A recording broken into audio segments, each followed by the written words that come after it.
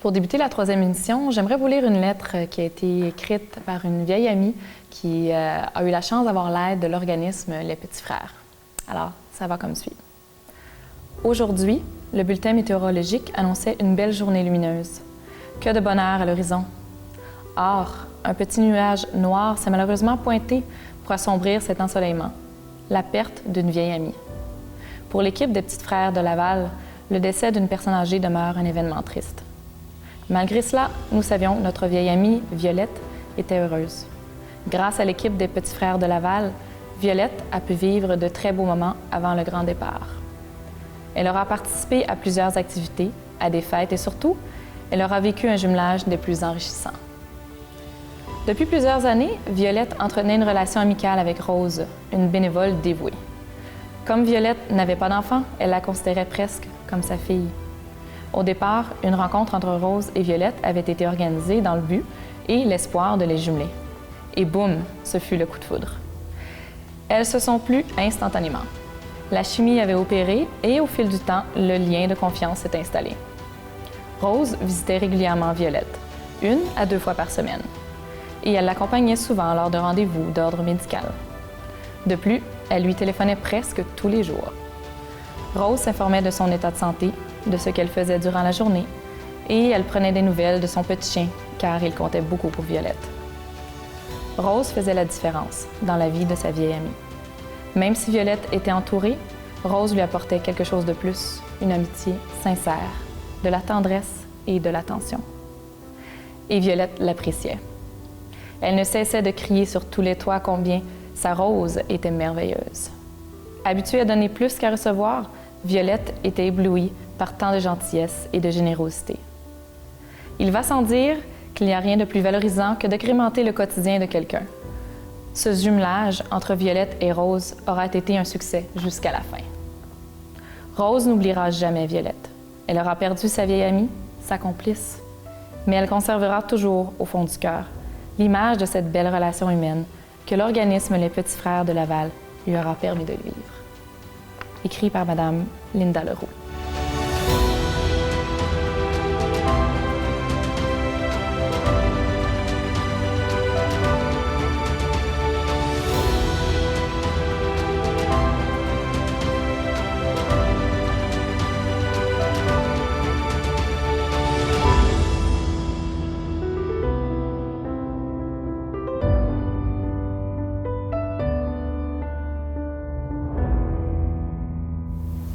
Alors, suite à la lecture de cette lettre touchante, on comprend qu'au niveau de l'organisme Les Petits Frères, il y a un comité qui est vraiment au cœur de cet organisme et c'est le comité des vieux amis. Donc, pour m'en parler plus en détail et pour vous aider à le comprendre, j'ai 3 invités avec moi aujourd'hui. Donc, Madame Monique Lemieux, Madame Francine Charon et Monsieur Viateur Lavoie. Bonjour, bienvenue avec nous. Bonjour. Merci. Alors, qu'est-ce que vous pouvez nous dire là, au niveau de ce comité qui est si important là, au niveau de cet organisme-là? Parce que je pense que c'est vraiment, comme on disait, le cœur de ça. Alors, c'est un des comités importants du comité de coordination. Et notre rôle principal, c'est de voir justement à la qualité de présence qu'on va offrir à nos vieux amis. C'est aussi de recruter des vieux amis, donc d'avoir des liens avec les partenaires du milieu pour avoir des références. Et on a à peu près 50 de références des organismes privés et 50 du Centre de santé et services sociaux de Laval. Alors, quand on dit évaluer les vieux amis, c'est vérifier s'ils répondent aux critères d'acceptation de l'organisme, qui sont, premièrement, être âgé de 75 ans et plus, puis deuxièmement, c'est souffrir de la solitude et n'avoir aucun lien significatif avec la famille ou avec l'entourage. OK. Et quand on fait l'évaluation de la personne âgée qu'on rencontre, à ce moment-là, on fait comme un genre d'histoire de vie avec elle et on vérifie si elle répond aux critères de l'organisme. D'accord. Alors, chaque aîné qui veut bénéficier du support de l'organisme Les Petits Frères va devoir passer par ce comité-là pour pouvoir justement être évalué. C'est quand même quand même assez long, j'ai l'impression. On pose beaucoup de questions. C'est vraiment... une entrevue d'à peu près 2 heures, là, où il faut apprendre à connaître la personne, parce qu'après, si on veut la jumeler avec un bénévole, il faut savoir quel genre de personne c'est pour trouver un bénévole qui a des affinités avec cette personne-là. Donc, c'est une entrevue qui sert à déterminer les besoins, mais aussi quel genre de type de personne. Est-ce que cette personne-là peut être admissible, mais aussi avec quel type de besoin? C'est ça. Ce qu'on fait aussi au niveau du comité des vieux amis, je pense qu'on assure un suivi téléphonique mensuel avec tous les vieux amis, qu'ils soient jumelés ou non. Ça, c'est très important. On a 9 bénévoles qui font des appels à tous nos vieux amis. Et puis, on s'aperçoit que c'est très important parce que le téléphone ne sonne pas souvent. Oui. Ensuite, on visite les vieux amis qui sont hospitalisés. Dernièrement, à un moment donné, on avait 8 vieux amis hospitalisés dans 3 hôpitaux différents. Donc, on a des bénévoles qui se déplacent à tour de rôle et qui font des visites. Et, donc, vous dites, excusez-moi de vous interrompre, mais vous dites qu'on fait des appels même si les aînés ne sont pas jumelés. Donc, c'est pas tous les aînés qui vont être jumelés. Donc, à ce moment-là, est-ce que c'est toujours la même personne qui les appelle? C'est que, premièrement, je dirais qu'il y a des personnes qui ne veulent pas être jumelées. D'accord. Ils veulent participer à nos activités, à nos rencontres, mais ils ne veulent pas. D'autres vont nous dire carrément, j'ai besoin d'une présence régulière dans ma vie. D'accord. Donc, alors, c'est au choix aussi. C'est ça, au choix de la personne. Et si à un moment donné, ça ne fonctionne pas, le jumelage, bien, le bénévole se retire tout simplement. D'accord. Alors, ça va pour les appels téléphoniques parce qu'on se rend compte que même si la personne ne parle pas beaucoup, les gens, la bénévole va me dire, mais oui, ça peut durer 2 minutes, 3 minutes, mais c'est correct. Oui. C'est un contact, c'est une présence. Le fait d'avoir quelqu'un qui a pensé à nous, qui s'assure que tout va bien, déjà, c'est déjà beaucoup. C'est ça. Alors, après les visites à l'hôpital, je terminerai juste en disant qu'on accompagne aussi les vieux amis jusqu'en fin de vie. Alors, ça veut dire les soins palliatifs. Et ça, quand on accepte les vieux amis dans la famille des petits frères, c'est une sécurité qu'on leur offre, en leur disant, oui, les bénévoles, à travers les années, peuvent changer, mais on sera toujours engagé comme organisme auprès de vous jusqu'à la fin de votre vie. Et ça, c'est un immense bonheur pour eux autres. Donc, à travers le comité des vieux amis, ce que je comprends, c'est que c'est vraiment à long terme. On va développer des liens avec plusieurs personnes, je suppose. Absolument. On va avoir différentes personnes qui nous appellent, différentes personnes qui nous visitent. Les bénévoles, en général, est-ce qu'ils restent très longtemps, les bénévoles? Ou... Il y en a certains qui durent très longtemps. Viateur en est une preuve. Il est là depuis 30 ans. Alors, oui, il y en a qui demeurent très longtemps, mais il y en a d'autres, ça peut être pour une courte durée, mais l'important, c'est le moment de leur présence. Exactement. Donc, on développe des liens qui sont importants tout au long de ce cheminement-là. Exactement. Parce que c'est plusieurs années, souvent, comme vous dites. Oui. Si on va au niveau à l'hôpital, avoir des appels, avoir un suivi même jusqu'aux soins palliatifs, oui, c'est rassurant de ne pas être seul. C'est un engagement qu'on prend. Et je pense que le vieil ami le réalise parce qu'on lui répète très, très souvent. Puis lui-même nous le répète. Vous allez être là jusqu'à la fin? Oui, nous allons être là jusqu'à la fin. Oui. Donc, c'est vraiment un comité qui est très, très humain, qui va vraiment avoir la responsabilité d'être au contact des gens, soit directement de personne à personne ou vraiment par téléphone. Absolument. Ça aide énormément. Heureusement que vous êtes là. C'est le cœur de notre action. Oui. Vous, monsieur Lavoie. Oui, notre comité a aussi comme responsabilité on l'a dit tantôt, de jumeler nos vieux amis à un bénévole qui désire être jumelé. Lorsqu'on recrute le bénévole s'engage soit à être jumelé ou pas. Il peut faire d'autres choses qu'être jumelé. Alors, avant de les jumeler, nos bénévoles qui veulent être jumelés, on leur fait participer à une session de formation où on les met en situation. Ils sont 4 ou 5 nouveaux bénévoles.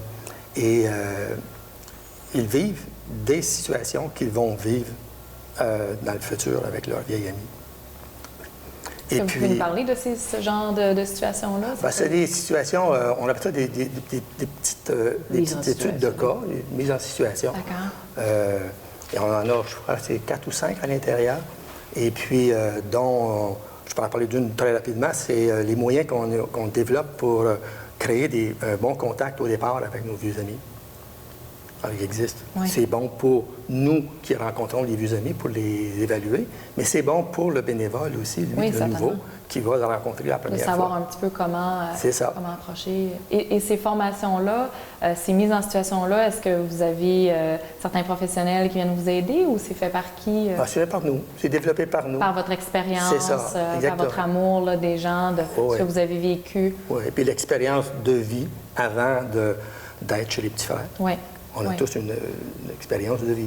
Oui, parce qu'on... Et puis, suite à cette formation-là, c'est là que nous sommes responsables de voir à faire rencontrer le nouveau bénévole avec le vieil ami et faire le lien entre les deux. Ça peut durer 15-20 minutes, une demi-heure. Et puis, par la suite, quand cette rencontre a été terminée, on s'est entendu avec le vieil ami puis avec le bénévole que dans le mois et demi, enfin 6 à 8 semaines qui succèdent, à ce moment-là, on entre en contact avec eux, soit par téléphone, soit de vive voix, et puis pour voir comment ça va. Parce que tous les jumelages ne sont pas nécessairement réussis. Oui, c'est certain. C'est une question aussi de besoin, de personnalité, C'est ça. comme on parlait précédemment. Exactement. Et ça se fait à quelle fréquence, le contact entre le bénévole et le vieil ami? Est-ce que c'est fixe ou est-ce qu'il y a des gens qui ont des besoins d'avoir des appels plus fréquemment, des activités, des contacts plus fréquents? Mais je pense que pour les téléphones, je pense que Francine tantôt a parlé. Mais concernant les rencontres à l'intérieur du couple qui est jumelé, quoi, nous, ce qu'on propose, c'est un minimum puis un maximum, enfin, c'est une fois par semaine, enfin, entre 1 heure et demie, là, dépendamment de la situation. OK. Donc, ça va dépendre aussi, je suppose, de la disponibilité du bénévole. Oui. Pendant que les bénévoles ne sont pas tous aussi disponibles. Oui. Je suppose que vous choisissez aussi un bénévole en fonction des besoins. Il doit y avoir des gens qui ont besoin de se faire visiter peut-être Oui. plus souvent, d'autres moins souvent. Donc, Mais nous proposons, moi personnellement, je propose toujours au vieil ami que lui est le décideur. J'essaie toujours de m'ajuster à mon vieil ami. Mais comme vous dites, à certains moments, c'est impossible. Et là, à ce moment-là, bien, il y a une négociation. oui. Mais j'apprécie pas la négociation. Je préfère que ce soit lui, Qui son décide, besoin à lui. oui, oui, certainement. Est-ce que les bénévoles vont avoir plusieurs amis ou comment ça fonctionne aussi au niveau des appels? Est-ce que les gens qui vont appeler, est-ce qu'ils appellent beaucoup de gens ou c'est plus... Bien, disons qu'on a 9 bénévoles actuellement qui rejoignent les vieux amis à la maison. Puis en passant, les vieux amis, c'est un terme affectueux, hein? Parce Oui. qu'il y a des gens qui nous ont dit on ne veut pas se faire appeler vieux, c'est pas bon. Alors, je sais qu'il y a eu un sondage là-dessus, puis à un moment donné, c'est le terme qui est ressorti en majorité. Donc, on les appelle affectueusement toujours nos vieux amis. Alors, on les appelle une fois par mois. Règle générale. Donc, on a 9 bénévoles qui appellent plusieurs vieux amis. Et puis, chaque bénévole va selon les besoins, comme vous disiez. Alors, si on sent que la personne est plus déprimée, plus seule, bien là, il peut appeler 2 fois par mois, 3 fois par mois. Mais on ne prend pas un engagement d'appeler à toutes les semaines ou à tous les jours, comme ça nous est déjà demandé. D'accord. Il y a peut-être d'autres personnes qui peuvent le faire, mais nous, on se tient à ce premier contact-là une fois par mois, et puis on rencontre l'équipe, puis il y a une belle vie d'équipe des bénévoles autour, et on partage beaucoup d'informations, on suit beaucoup les vieux amis. Oui. Alors, si on note, comme Monique disait tantôt, qu'il y a un vieil ami qui va plus mal, qu'il y a quelque chose qui se passe, bien tout de suite, on peut intervenir avec les autres intervenants du milieu. Est-ce Donc, que ça, ces c'est aînés-là peuvent, eux, décider d'appeler en cas de besoin, justement, s'ils sentent une période plus difficile, ou c'est toujours le bénévole qui appelle de l'autre côté? Bien, tous les vieux amis ont un carton bien identifié chez eux avec le numéro de téléphone des petits frères qu'on met sur le réfrigérateur. Donc, ils peuvent appeler au local. Alors, s'ils veulent parler à la bénévole qui les appelle, parce qu'il y a quelque chose, évidemment, qu'on fait, c'est qu'on ne donne pas nos numéros personnels. Oui. Parce que là, à ce moment-là, la porte est ouverte à Oui, être bien sûr. dérangée très souvent. Alors, le vieil ami sait qu'il peut appeler en tout temps au local et qu'il va avoir quelqu'un pour lui répondre. Et le transfert aux personnes concernées se fait très bien. Donc, en cas de détresse émotionnelle, sentiment de solitude un petit peu plus intense, un moment difficile, on a un numéro à rejoindre. C'est ça, exactement. À votre question de tantôt, je répondrai aussi, j'ajouterais que le bénévole jumelé est jumelé à une personne, à un vieil ami. D'accord. Mais le même bénévole, à un moment autre dans la semaine, peut aller à l'hôpital faire une visite. D'accord. Voir un autre vieil Oui, ami. il peut participer à d'autres activités avec un vieil ami en particulier qui n'est pas le sien, mais il est jumelé à une personne. D'accord. C'est vraiment intéressant. Je trouve que c'est vraiment touchant de voir l'implication aussi des bénévoles auprès des vieux amis. Des vieux amis. Parce qu'on est une équipe, vraiment, le comité des vieux amis, on est une équipe de 7 personnes, disons à temps plein, là. Alors, il y a 2 équipes de 2 évaluateurs chacune. Qui font les évaluations, comme Monique disait, avec les vieux amis. Il y a une personne qui est responsable des vieux amis atteints de déficit cognitif. Elle se préoccupe beaucoup de cette clientèle-là. Ensuite de ça, il y a un responsable plus du jumelage, comme Viateur parlait. Et puis, moi, je suis au suivi téléphonique. Et on est entouré d'un groupe de bénévoles disponibles, comme Viateur l'a dit, autant pour l'hôpital, autant pour toutes sortes de tâches connexes. Et félicitations, en tout cas, de pouvoir, vous rejoignez beaucoup de gens, faites beaucoup plaisir à tellement de gens. Félicitations.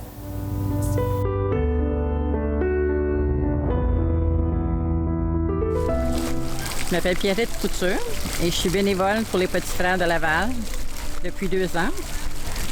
Mes fonctions avec les Petits Frères, c'est de m'occuper des loisirs, des activités. On a plusieurs grandes activités tous les ans. On organise des dîners pour Noël, pour la Saint-Valentin, pour Pâques, la fête des aînés. Et aussi, comme aujourd'hui, c'est un pique-nique. On organise des pique-niques une couple de fois par année. Et on fait aussi des séjours. Je me suis impliquée avec les Petits Frères et c'était une fonction où on avait besoin de moi. Moi, j'ai travaillé longtemps avec des personnes âgées dans des résidences. Et le contact, quand j'ai pris ma retraite, le contact avec les personnes âgées me manquait beaucoup. Alors, c'est un sentiment d'être utile et c'est pour ça que je me suis impliquée. À la Maison des vacances, on organise des séjours. Et pendant le séjour, on a plein d'activités. Cette année, on va les emmener aux pommes. Une journée, on va faire de la compote. Une autre journée, on peut aller magasiner. Et c'est surtout que les personnes ne sont pas seules. Ils ont toujours un contact avec d'autres personnes. Et notre but, c'est de faire lier des liens d'amitié. Les personnes échangent leur téléphone et ils s'appellent entre eux. Alors, ça les aide à ne pas toujours être seuls et à avoir de la compagnie, à se faire des amis. Alors, c'est ça le but des séjours. Ça m'apporte énormément d'amour parce que les personnes âgées sont tellement reconnaissantes et nous le démontrent de plein de façons. J'ai l'impression d'être utile à quelqu'un, de servir encore à quelque chose et de ne pas être... ça m'empêche aussi d'être seule, de ne pas être seule, d'accompagner nos vieux amis. Les Petits Frères de Laval, c'est une grande famille où il y a plein d'amour, où il y a plein de contacts humains. Et maintenant que je connais les Petits Frères, je m'en passerai plus.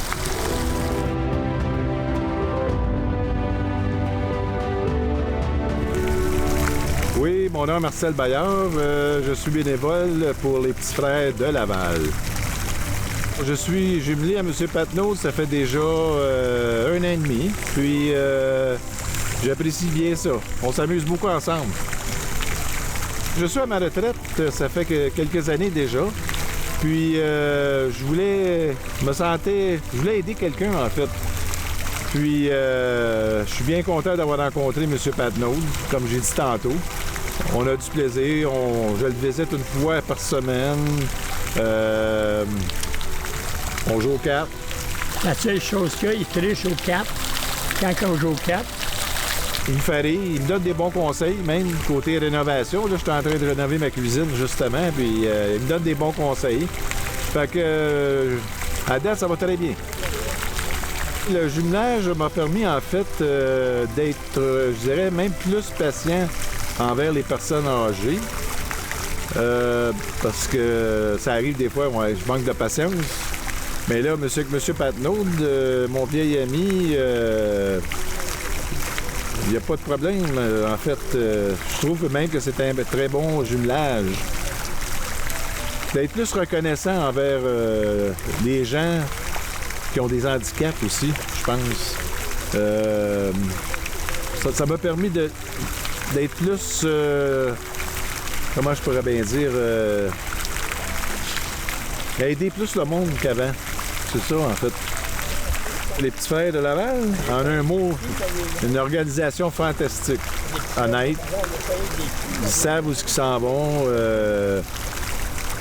J'hésiterais même pas redevenez même bénévole pour les petits frères de Laval. J'ai rien à dire.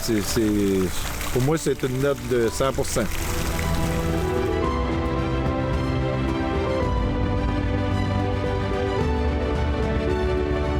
Super bon. Il vient chez nous une fois par semaine. Il va faire marcher mon bébé. Et après ça, on joue aux cartes pour 2-3 heures. Après ça, ben, on l'attend la semaine prochaine. Là, je m'ennuie. C'est vrai. J'adore ça. J'adore ça parce qu'on est un beau groupe. Je peux rencontrer du monde. Ça me fait des sorties. Parce que quand tu vis toute seule, tu n'as plus aucune parenté dans la vie. Tu sais que tu as besoin de quelque chose.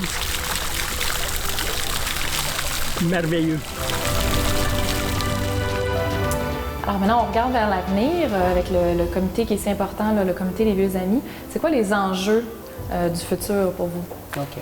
Les changements chez la clientèle des vieux amis, ce sont les principaux enjeux. Ils sont beaucoup plus âgés, ils vivent plus vieux. La moyenne d'âge de nos vieux amis est à peu près de 87 ans. Il y en a 63 % qui ont entre 80 et 90 ans et 20 % ont plus de 90 ans. Ensuite, il y a un pourcentage plus élevé de vieux amis qui ont des troubles cognitifs, environ 25 à 30 % de notre clientèle. Est-ce que ça tend toujours à augmenter, ce pourcentage-là?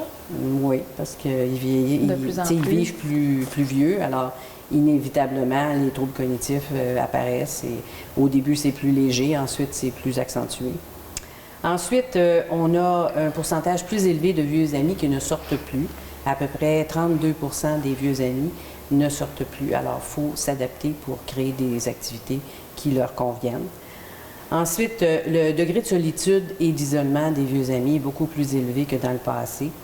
Il y a beaucoup plus de détresse psychologique. Il y a plus de personnes âgées qui sont aux prises avec des moments de dépression, des moments de détresse suicidaire aussi.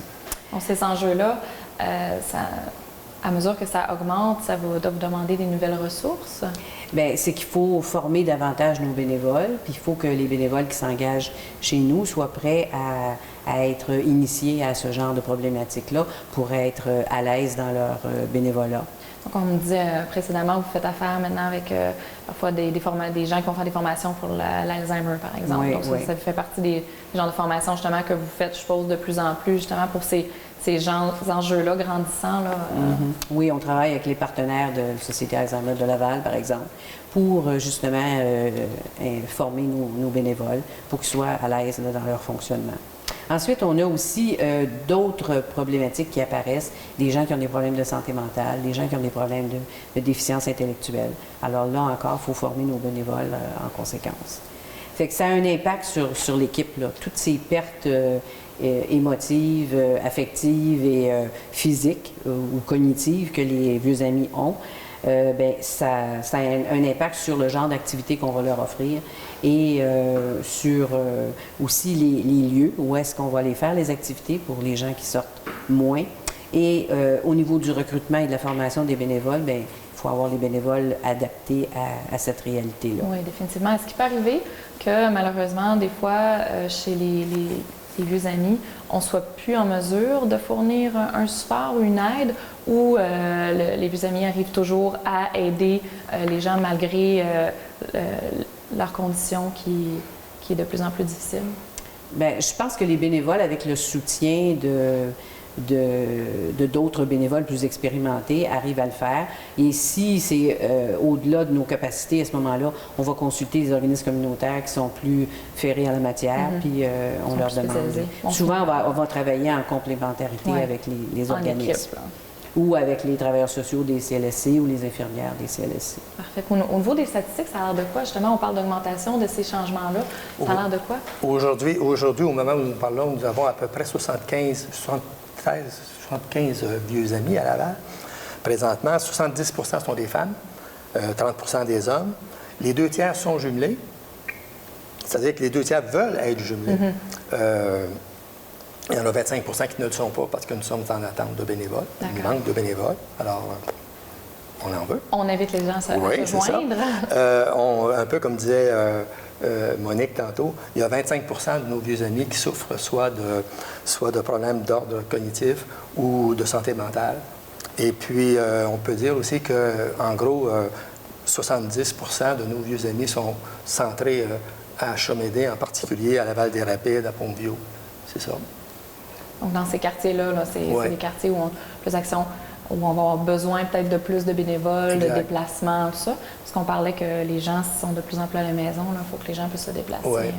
Ce qu'on peut dire, finalement, le comité des vieux amis est là vraiment, mais on n'est pas seul, on a besoin d'aide.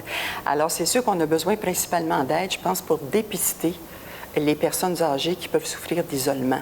Parce qu'on peut avoir un voisin, une connaissance, alors c'est important de se rendre compte de ça. On aurait besoin d'aide aussi pour recruter des bénévoles de cœur qui seraient intéressés par la cause des aînés seuls. On sait que, bon, c'est une donnée universelle, le vieillissement nous guette, on va tous y arriver un jour ou l'autre. Oui. Alors, donner un peu de temps à des aînés, je pense que c'est une bonne action. Oui. Et puis, ça brise la solitude des gens, je dirais, ça leur donne une présence significative, ça leur apporte une joie de vie ou ça leur redonne une joie de vivre.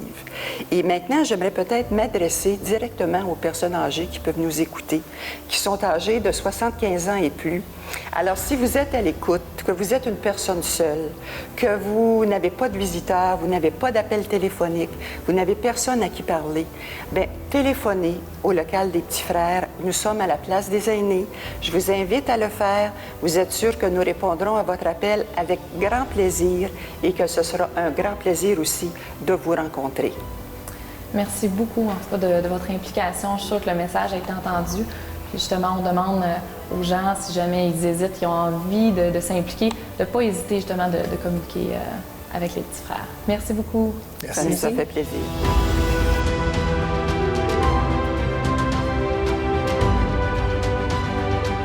Merci beaucoup d'avoir été avec nous pour cette 3e émission de Les Petits Frères de Laval. Si vous désirez plus d'informations, vous pouvez aller sur notre site Internet dont le lien apparaît au bas de l'écran. Au plaisir de vous voir la semaine prochaine.